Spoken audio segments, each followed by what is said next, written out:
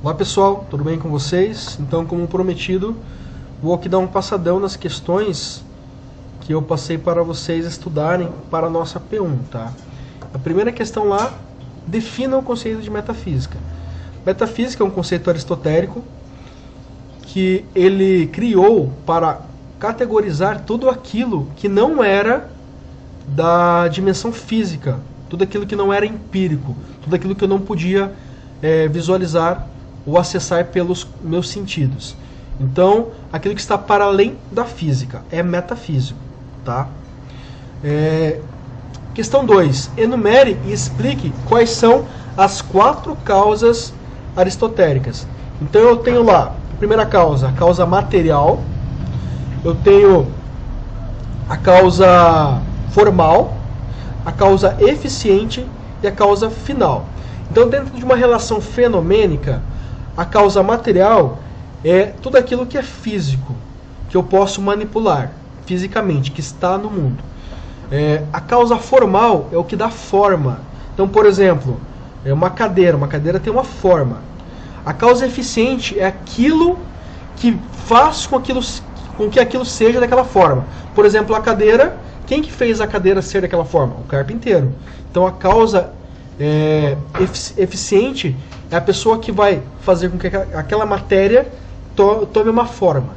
E a causa final é a finalidade, a razão pela qual aquela forma foi concebida, a cadeira. Qual que é a finalidade da cadeira? Sentar. Então, a matéria da cadeira, a madeira, é a causa material. Eu tenho a causa formal, que é aquilo que caracteriza a cadeira enquanto tal. No caso, as 4 pernas, aquela parte que você utiliza para se encostar, que algumas têm, outras não têm, tá? Tudo aquilo que caracteriza uma cadeira enquanto tal.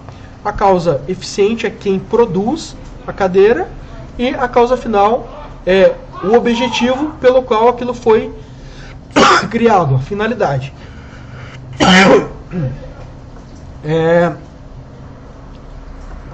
Explique, ali na questão 3, explique em que consiste a noção de ato e potência. O ato é aquilo que já está realizado, que já ocorreu. A potência é algo que ainda pode acontecer. Então, por exemplo, eu sou um cadáver em potencial. Eu ainda não sou um cadáver porque eu estou vivo. Mas quando eu for, eu vou realizar a potência que está em mim de um dia ser um cadáver. Tá? Um feto. Um feto é potencialmente um ser humano. Ele ainda não é um ser humano, mas ele potencialmente é porque ele está em desenvolvimento. Então, o ato e potência é muito importante para nós entendermos, inclusive, como determinadas concepções elas são entendidas no mundo, principalmente concepções jurídicas, tá? Por exemplo, aquela pessoa que cometeu aquele crime, ela tinha uma motivação? Ela era potencialmente alguém que poderia cometer aquele crime? Então, essa ideia de ato e potência, ela é muito discutida, inclusive, na jurisprudência, tá? Não é uma ideia muito simples, não. Aqui, vocês só vão descrever dizendo assim, o ato é aquilo que já se realizou e a potência é algo que ainda vai se realizar. Simples. Mas do ponto de vista jurídico, do ponto de vista biológico, a ideia de ato e potência ela é muito complexa, tá? Questão 4. O que foi a chamada querela dos universais que marcou a discussão filosófica da Idade Média na Europa? A querela dos universais, ou a questão dos universais, basicamente era se os universais, as categorias universais, elas existem de fato ou elas são uma expressão da linguagem. Por exemplo, a ideia das rosas. Todas as rosas são vermelhas ou isso é algo arbitrariamente convencionado por meio da linguagem que eu me acostumei? Não, todas as rosas são vermelhas. Tá? Para mim isso é um fato, porque eu fui aprendido assim. Mas será que são de fato todas vermelhas? Eu verifiquei cada uma das rosas para saber se universalmente elas são todas vermelhas? Então aí que vem a ideia do nome da rosa, que é o livro do Humberto Eco, que era uma discussão sobre a querela dos universais, que ele trouxe para um romance, como eu já falei para vocês.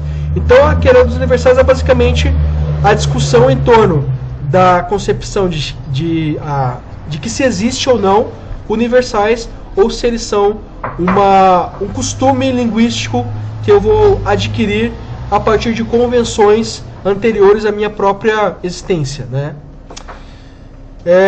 Questão 5. O que é a navalha de Ockham? Ockham foi um medievalista, um filósofo medieval, e ele criou este princípio lógico para identificar teorias que são precisas ou não. Então, por exemplo, vamos supor que eu tenho um fenômeno, um assassinato. Então a pessoa foi assassinada. Daí eu tenho lá duas hipóteses. Ela foi espancada ou ela foi baleada. Eu tenho essas duas hipóteses iniciais. E eu ainda não sei qual dessas duas hipóteses são mais próximas, são mais verossímeis, tá? Daí que eu vou fazer? Eu tenho essas duas teorias e eu vou tentar eliminar elementos de uma ou de outra teoria para que reste apenas uma teoria. Esta é a navalha. Vou passar uma navalha na teoria para saber se ela tem de fato validade. Como é que eu faço isso? Verificando. Então, eu quero saber se a teoria da pessoa baleada ou da pessoa espancada, dentre essas duas teorias, qual é a verdadeira. Então, eu vou verificar lá e vejo, né, que a pessoa tem marcas de perfuração de projéteis. Então, o que eu vou fazer? Verificando empiricamente essa teoria, eu vou eliminar aquela que está mais distante da realidade. Então, isso é a navalha de Ockham, é algo bem óbvio. Basicamente, é eu pegar aquela teoria que está mais próxima de ser evidenciada e eliminar aquela teoria que não é evidente. Vou dar um exemplo um pouquinho mais esdrúxulo aqui, para vocês entenderem qual é a diferença. Tem uma pessoa que está jogando num beco. Eu tenho três teorias. Ela caiu de um prédio, ela morreu ali, ou ela foi abduzida por alienígenas e jogada no beco. Passando na navalha de Ockham, qual dessas teorias é facilmente descartável? Aquela da abdução. E daí eu posso estar em duas teorias. Aquela caiu ou aquela foi morta no beco. Então eu vou lá verificar este cadáver e eu constato que existem muitas fraturas, hematomas, e isso indica o quê? Uma queda. Então, a partir deste elemento inicial, eu já posso começar a eliminar a outra teoria de que ela foi morta no beco. Porque uma pessoa que mata alguém num beco não teria o trabalho de dilacerar todos os ossos e de realizar muitos hematomas, a não ser que ela fosse uma pessoa muito sádica. Porém, eu já tenho um indicativo dedutivo de que a teoria da queda era muito mais próxima da realidade. Então, isto é a navalha de Ockham. É quando eu vou eliminando teorias, tá? Inclusive, essa é uma teoria muito importante para a ciência até hoje. Questão 6. O que significa a noção que faltou, pessoal? Um que aqui, ó. Que? Só um pouquinho. Eita. O que significa a noção de ente e essência para os medievais? É muito parecido com a ideia de ato e potência, só com uma reinterpretação. Então, ente é aquilo que existe no mundo enquanto individualidade, tá? E a essência é aquilo que define a coisa enquanto tal. Então, por exemplo, qual que é a essência humana? O que é comum em todos os humanos? Nós somos bípedes, temos um córtex desenvolvido, um polegar opositor. Então posso dizer que a essência do homem são essas características que são compartilhadas por todos os homens, dentro de uma espécie. Já o ente é aquilo que diferencia os indivíduos dentro de uma característica essencial. Então, por exemplo, cada um de nós tem características particulares. Então, o ente que nos faz são essas características. Porém, isso não elimina a essência que nos define enquanto seres humanos. Daqui agora vamos ir da Idade Média, tá, para a modernidade. Daí a questão 7 ali. Como a metafísica na modernidade se aproxima das questões epistemológicas? Basicamente é que a epistemologia vai tentar pegar essa noção de limite e alcance do conhecimento associado à metafísica. Ou seja, a modernidade, né, os filósofos da modernidade, como Descartes, Bacon, depois nós vamos ter também Hume e o Kant, vão pensar o que eu posso conhecer, tá? Então, ou seja, eu não vou tentar mais entrar em campos nebulosos, metafísicos, porque eu compreendo que a minha razão ela vai até um determinado ponto, tá? Então a modernidade ela vai entender que as questões metafísicas elas são inalcançáveis. Portanto, o meu método científico ele vai até um determinado ponto, ou seja, até onde a minha consciência e a minha capacidade sensitiva, a minha capacidade de identificar empiricamente as coisas podem chegar, tá? Então essa é a relação que se faz entre epistemologia e metafísica na modernidade, ou seja, definir quais são os limites do conhecimento e deixar certas discussões hiperbólicas metafísicas de lado. Questão 8. Em que consiste o a priori proposto por Immanuel Kant? Meio complexo também, tá? Mas já falei para vocês já trabalhei umas 2 aulas com vocês em sala de aula esse tema. Basicamente, o a priori kantiano são as ferramentas ou categorias intelectuais que já estão com nós em consciência antes mesmo da experiência externa. Então, quais são essas categorias? Tempo, espaço, relação e modalidade. Nós nascemos com essas categorias que nos permitem organizar a realidade. Porém, em si, elas não significam nada. Elas só realmente existem em função do mundo físico. Ou seja, então é uma espécie de elemento formal, né, as categorias formais, que eu utilizo para organizar a realidade. Então, o mundo físico em si, para nós, não representa nada, porque ele está lá, isolado. Porém, a partir do momento que eu tenho categorias a priori, como Kant dizia, que são essas de entendimento do mundo, eu posso me organizar e entender como as coisas são. Então é a partir dessas categorias que eu vou diferenciar o que é perto e longe, o que é pesado, o que é leve, o que é quente, o que é frio. Essas categorias elas vão me permitir organizar experiências externas. Então isto é o a priori, as categorias, as ferramentas que me permitem organizar o mundo. Então, se vocês colocarem na prova que o a priori são as ferramentas, as categorias intelectuais, tempo, espaço, relação e modalidade, que me permitem organizar a realidade, tá certo. Beleza? Questão 9. O que significa a máxima de Nietzsche, Deus está morto, e como esta metáfora do filósofo se relaciona com a concepção, o Tom Ack também, com a concepção filosófica de modernidade. Quando Nietzsche fala que Deus está morto, eu li para vocês o aforismo 125 da Gaia Ciência, onde aparece esta ideia de que Deus está morto. Ele está utilizando essa expressão muito forte, que não tem nada a ver com teologia ou com um ataque às religiões monoteístas, mas ele quer dizer o seguinte, que Deus, na Idade Média, representava uma sustentação dos nossos valores em sua completude. Então, se você estava doente, você ia se consultar com o padre. Se você tinha uma angústia, você ia se consultar com o padre. Na modernidade, com a ascensão das ciências específicas, e bem na ideia cartesiana de categorias de ciência, nós substituímos essa ideia ontológica de Deus como a sustentação de tudo para uma percepção mais racional e descritiva dos fatos. Então, se antes na Idade Média eu ia lá me consultar com um padre, agora na modernidade eu vou me consultar com um médico, com um psiquiatra e assim por diante. Então eu vou substituir Deus pela ciência. Isto é, segundo Nietzsche, a morte de Deus, no sentido de que ele já não dá mais um substrato da realidade que antes ele dava. E quem fez isso? Quem matou Deus? Segundo Nietzsche, todos nós. E continuamos matando Deus subsequencialmente.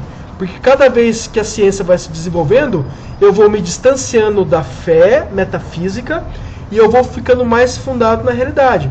Então, quando nós erradicarmos a morte, por exemplo, quando for possível você pegar os elementos da sua consciência e transportar para um HD externo, a morte de Deus ela vai de fato ser consolidada, porque a tecnologia, a ciência, não vai precisar mais das explicações religiosas para utilizar referências científicas e tecnológicas.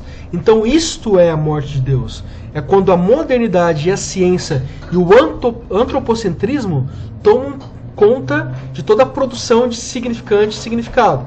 Obviamente que vocês podem me perguntar, mas as religiões existem até hoje. Existem, porém, com o mesmo impacto na Idade Média? Não.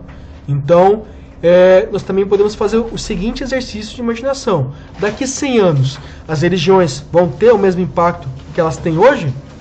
Então, o Nietzsche ele faz uma espécie de predileção ali, pensando no impacto que a modernidade e o desenvolvimento da ciência teriam na nossa relação com o mundo, com o real. Tá? Então, acho que ficou claro essa parte. Nós falamos muito sobre isso, eu lembro que nós discutimos, inclusive, sobre... E nós vamos ainda discutir mais sobre isso em outros momentos, tá? Mas é basicamente essa ideia de que o homem moderno ele substitui Deus pela tecnologia e ciência. Questão 10. Eu peguei uma questão aqui de vestibular para vocês já irem se habituando. Essa questão aqui é uma questão de Enem, tá? Eu não coloquei aqui, eu tirei, porque era uma questão até de Enem de 2013. Mas eu vou tentar trazer mais questões de Enem e mais próximas para a avaliação de vocês, tá? Então essa aqui é só uma prévia mesmo para vocês estudarem para a prova. Daqui tem um texto de apoio que é do Reale. O Reale é um comentarista de filosofia e ele é um dos principais organizadores da obra de Aristóteles, tá? Então aqui ele vai trazer um pequeno texto, um pequeno fragmento aqui essa questão. Em primeiro lugar, é claro que com a expressão ser segundo a potência e o ato, indicam-se dois modos de ser muito diferentes e, em um certo sentido, opostos.